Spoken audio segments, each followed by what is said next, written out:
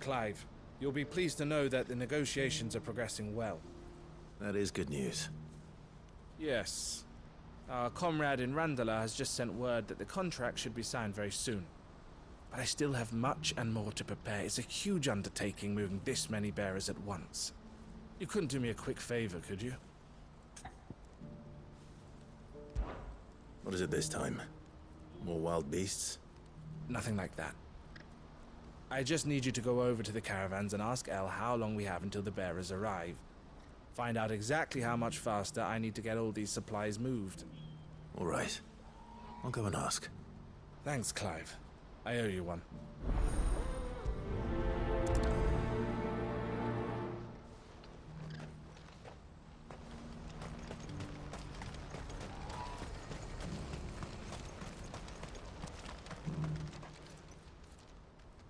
Don't blame yourself, El. This is their fault, not yours. I know, but... No buts about it, all right?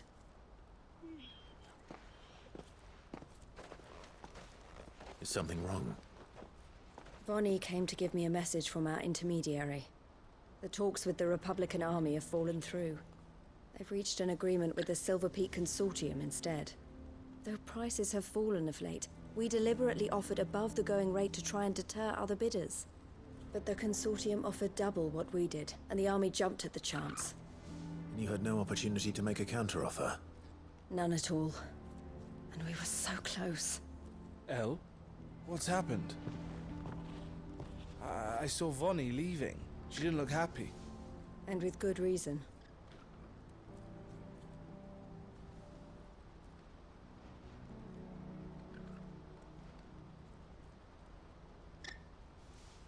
But I thought we were the only ones the Fist were speaking to about the bearers. How did the Consortium even find out about this? It's not so surprising. They have ears all over the Republic. This isn't over.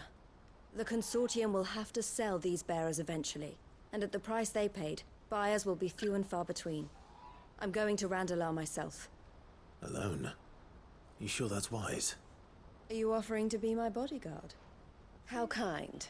Meet me at the checkpoint near the capital gates. I'll send an owl ahead and request a meeting. You go to Cashlock, Theo, and get everything ready. We've waited far too long as it is. Even if I fail to free these bearers, there will be others. Someone needs to prepare the place and keep any prowling beasts at bay. Oh, and that's me, is it? Well, it looks like I'm following orders till she gets back from meeting the Silver Peak Consortium, who've been doing their best to undermine our scheme. She'll never join them after this, surely. No, she said it herself. She still has plans for Cashlock, even if this one falls through. She means to stay with us, then. I can't say I'm not happy to hear it, but... is this what she really wants? You have to trust her. You're right. It's what she wants now. And if El's off fighting for the cause, I should do my part too. So I bid you farewell and safe travels, my friend. I'll gather my men and leave for Cashlock. We'll make sure the place is well stocked and defended. You go to Randalar and see if you can stop my sister biting the Consortium's heads off. If she won't consider her prospects, someone has to. I'll do my best.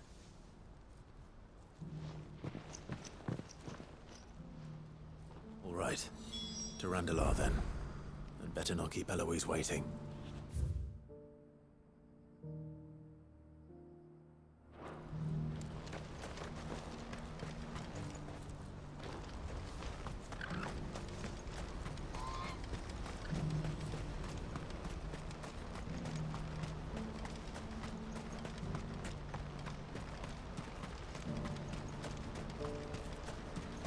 What I wouldn't give for a hot meal. Looks like this is the end of the road for us.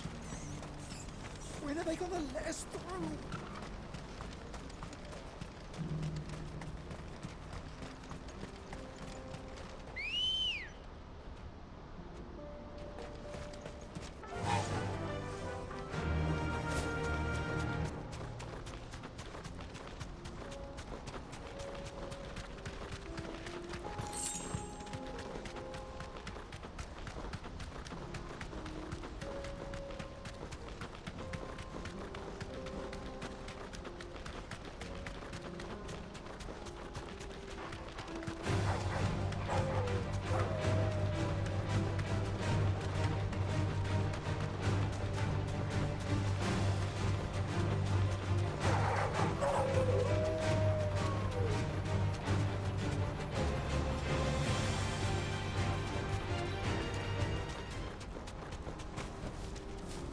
do, girl.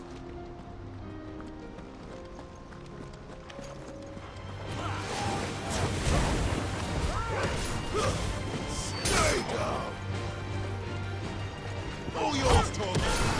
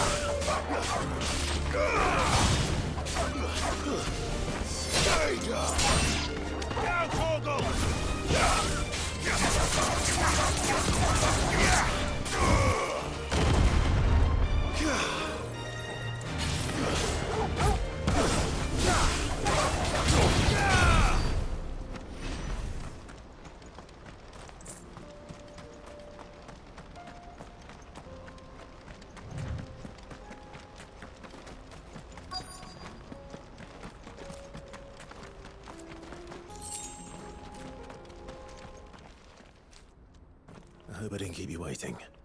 Did you arrange to speak with the consortium? Here they are now. You wish to consult with me? I did. It's about the bearers you recently purchased from the Fist. We had all but finished making arrangements to buy them ourselves, and then you stepped into the fray. You misunderstand. The consortium had an interest in purchasing them from the very first. It was only our regard for you that kept us from bidding. But your hesitancy in accepting our offer to you suggested that the regard was not mutual. And so we resumed our business. I did not hesitate. I am simply not inclined to make such decisions without first giving them due consideration. But what is done is done. Come then. How much do you want for them? Alas, you are too late yet again. We rarely take on such unconventional merchandise without a purchaser in mind. The bearers belong to him now. Who is your buyer? A trader from across the water. A most demanding fellow, if it's any consolation. He insisted the bearers be fed, dressed, even given their own bunks for the voyage over. That's what you get when you deal with continental types. I wouldn't know. Oh yes, the culture on the continent is quite different to ours. They pay good money for bearers not fit for the knacker's yard, and treat them like kings. But as long as they pay... That does sound unusual. No matter then. If they've already left our shores, there's little that can be done. Allow me to withdraw my interest. And with it, my interest in joining your organization. My associates will be sorry to hear that.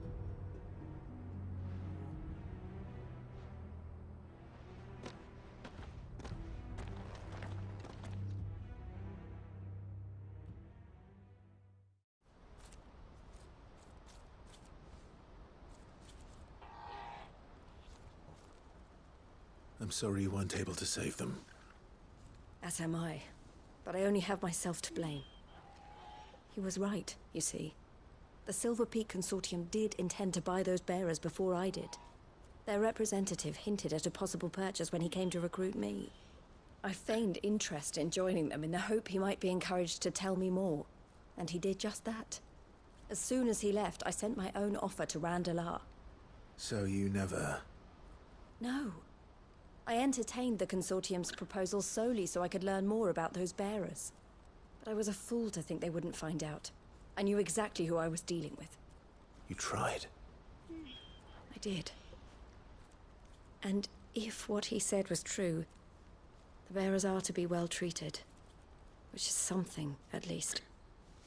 But they deserved more. I wanted so badly to see them freed. Eloise! Eloise! Word from Cashlock. The village is under attack. A pack of beasts have come down from the mountains, and there's a dragon at its head. Theo and the others are trying to hold them off as best they can, but the odds are against them. They need help, and fast.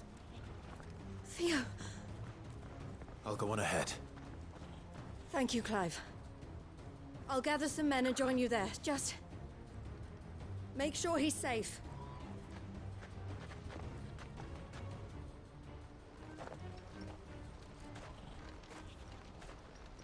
Hold on, Theo.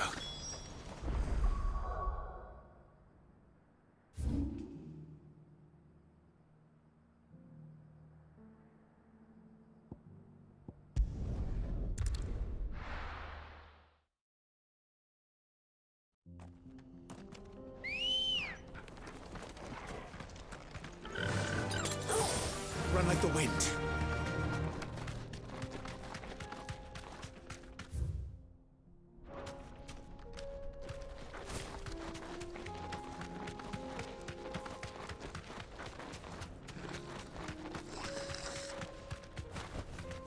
Straight home now.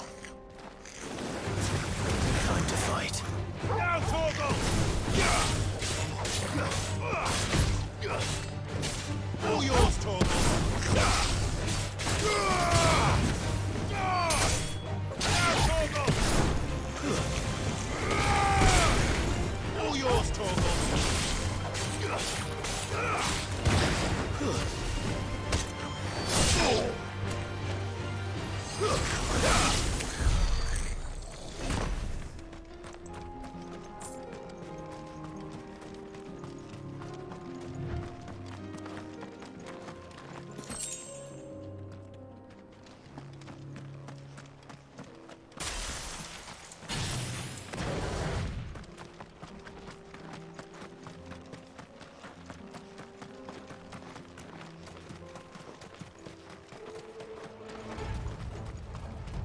What's the situation?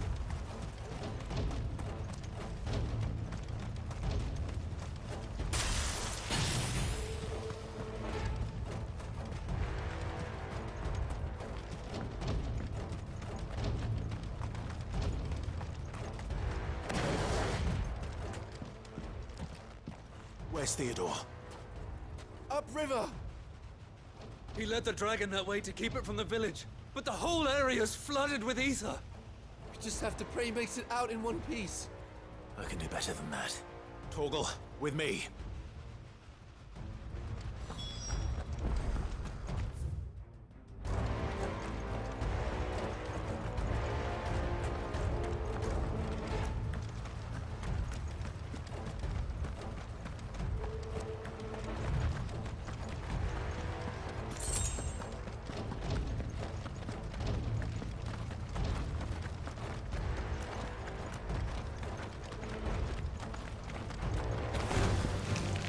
Torgal, kill! Over here!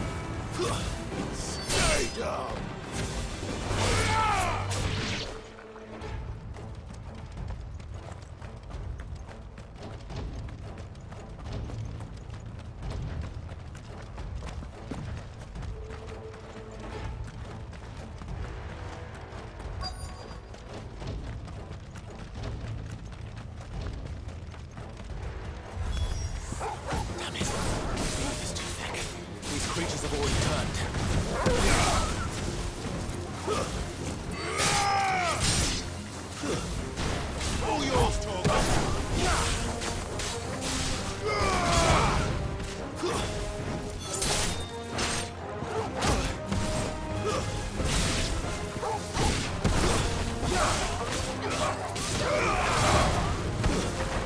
All yours, Torgal!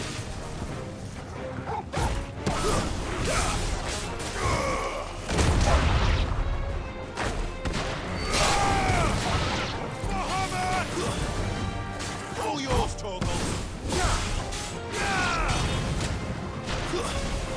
Now, Torgal!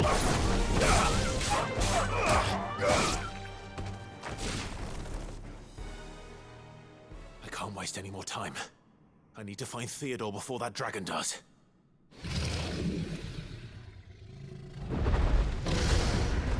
Looks like it's found me. And this thing's turned as well. This isn't going to be easy. Too slow.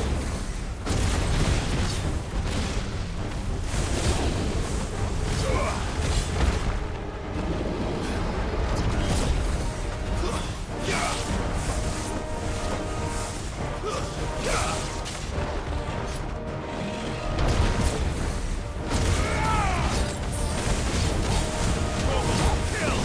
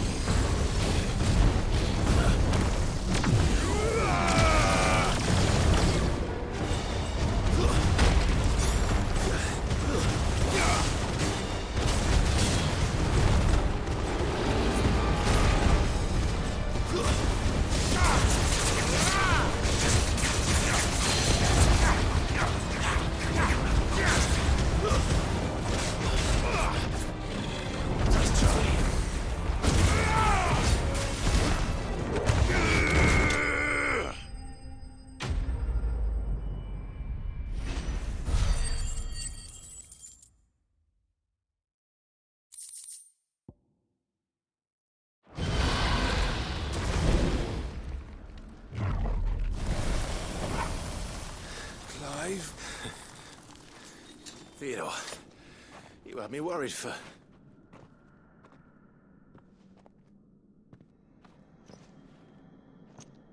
We have to get you out of here.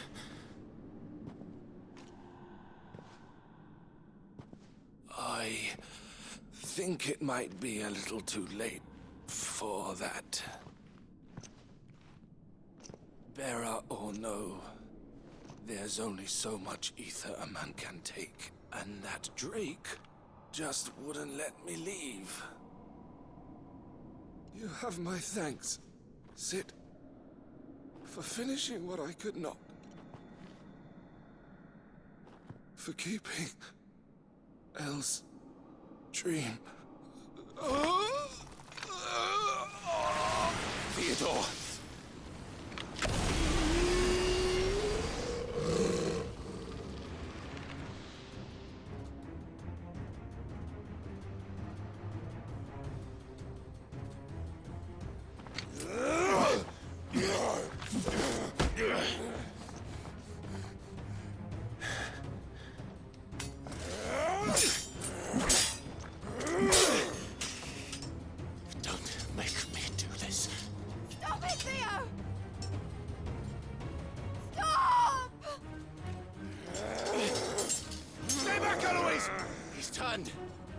And so will you!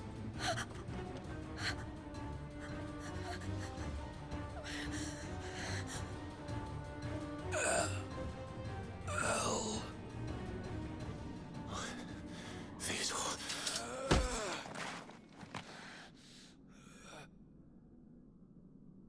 Take care of my sister. Theodore, wait. Goodbye, Elle.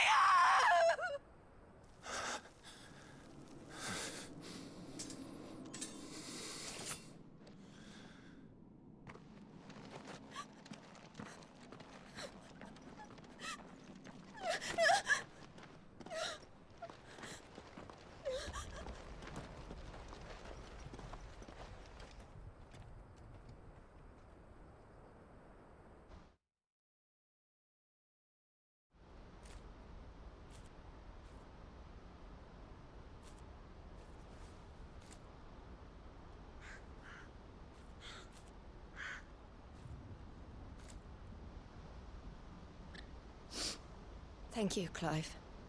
I think I'll be all right now. That was true bravery he showed. Leading the dragon away from the village like that. His first instinct was always to protect people.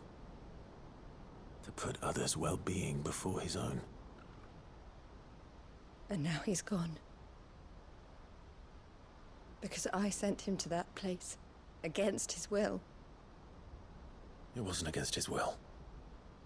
He was ready to do whatever it took to show you he could stand on his own. So that you would finally be free to live your own life. To live my own life? He never could come to terms with the choice I made. What exactly happened? You once told me Theo was the first bearer you ever helped.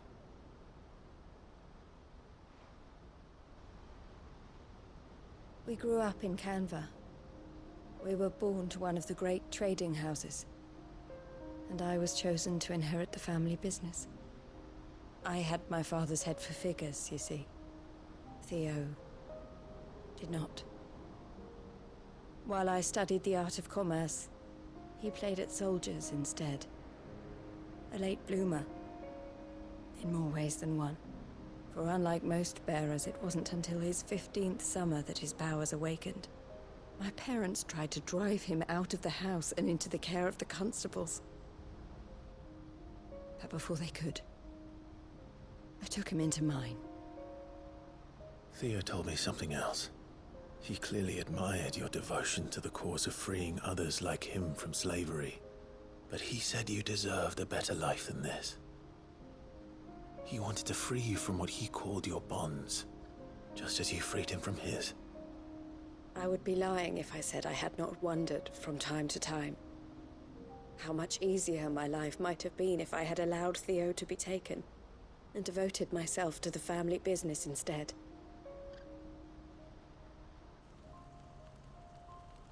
But I have never regretted the decision I made. Being with my brother meant more to me than tradition or reputation. I only had to look at him to remind myself of that night and the choice I made, and the fact that I would make the same choice again in a heartbeat.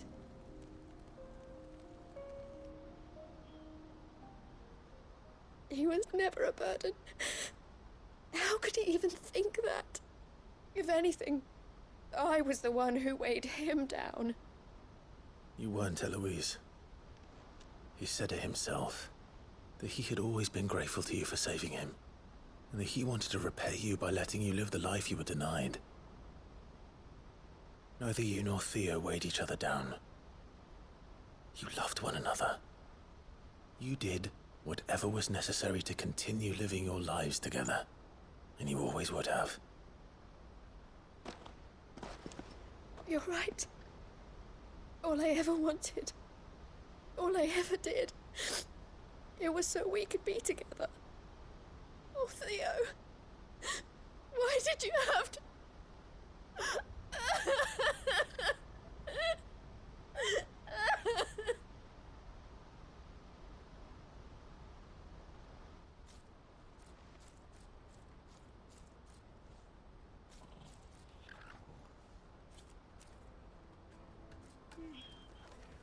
I know Theo wanted me to move on, but I'm staying here at the Crimson Caravans to continue our work. We can make a difference here. We can help people, save them. I need nothing more from life than that. So I'll carry on doing what we do, ensuring that goods, people, bearers get where they need to be, bringing smiles to people's faces just like we always have, and to Theo's. Wherever he is. This is the life I have chosen. The life I will always choose. I've made a choice of my own, to continue helping you however I can, whenever you need it. Thank you, Clive. Let's go on together then. For Theodore.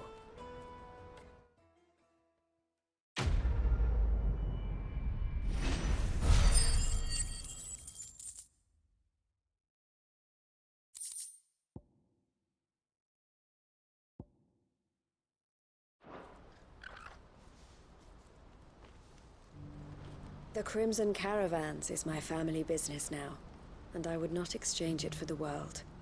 I brought Theo here to be safe, and I have never looked back since.